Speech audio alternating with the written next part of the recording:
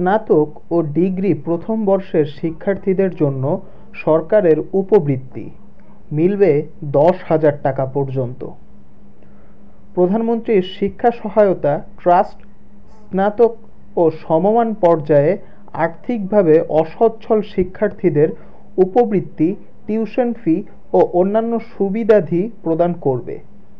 স্নাতক ও সমমান পর্যায়ের বা ডিগ্রি প্রথম বর্ষে 2021-22 শিক্ষাবর্ষ ঢাকা বিশ্ববিদ্যালয়, জাতীয় বিশ্ববিদ্যালয় এবং ইসলামী আরবি বিশ্ববিদ্যালয়ের অধীন বিভিন্ন শিক্ষা প্রতিষ্ঠানে অধ্যয়নরত দরিদ্র ও মেধাবী শিক্ষার্থীরা উপবৃত্তি, টিউশন ফি ও অন্যান্য সুবিধাদির জন্য আবেদন করতে পারবেন।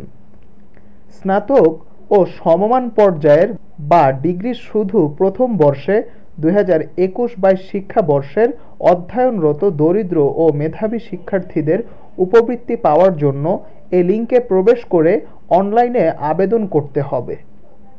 বুধবার 8 মে সকাল 9টা থেকে অনলাইনে আবেদন শুরু হবে।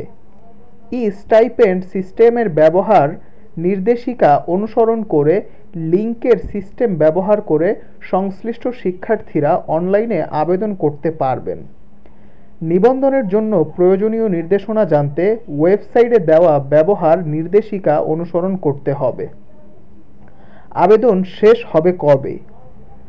আগ্রহীরা 23 মে রাত 11টা 59 পর্যন্ত আবেদন করতে পারবেন।